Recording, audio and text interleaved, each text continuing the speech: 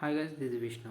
ఈరోజు మనం మాట్లాడుకుంటున్న టాపిక్ యూట్యూబ్ స్టూడియోని ఫోన్లో క్రోమ్లో డెస్క్టాప్ సైట్లో ఎలా ఓపెన్ చేయాలనేది ఈరోజు మనం మాట్లాడుకుందాం. నార్మల్గా పాత టైంలో మాత్రం యూట్యూబ్ అని సెర్చ్ చేసి ఓపెన్ చేస్తే మనకి డైరెక్ట్గా యూట్యూబ్ స్టూడియో అనేది ఓపెన్ అయ్యేది. ఇప్పుడు మాత్రం కొత్త అప్డేట్ వల్ల ఓపెన్ అవ్వట్లేదు.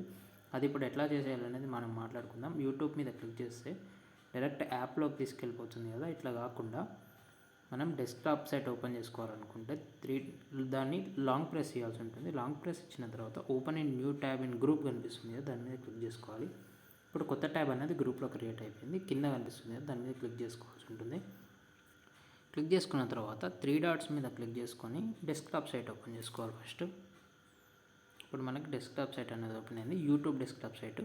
ఇప్పుడు మనకి స్టూడియో కావాలి కాబట్టి మన ప్రొఫైల్ మీద క్లిక్ చేసుకొని యూట్యూబ్ స్టూడియో మీద క్లిక్ చేస్తే డైరెక్ట్ స్టూడియో యాప్లోకి ఎంటర్ అయిపోతుంది. అది అట్లా కాకుండా మనం స్టూడియోని యాప్లో కాకుండా మనం క్రోమ్లోనే కావాలంటే లాంగ్ ప్రెస్ ఇచ్చి మళ్ళీ ఓపెన్ ఇన్ న్యూ ట్యాబ్ అని కొట్టాల్సి ఉంటుంది.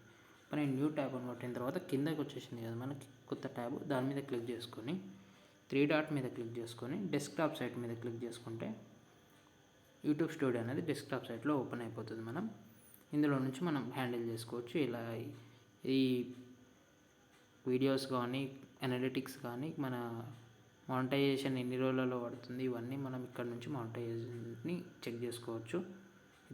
ఇది గాయ్స్ ఈ వీడియో. ఈ వీడియో కానీ మీకు నచ్చినట్టయితే లైక్ చేయండి, షేర్ చేయండి. ఈ వీడియోని మాత్రం సబ్స్క్రైబ్ చేయండి. Thank you.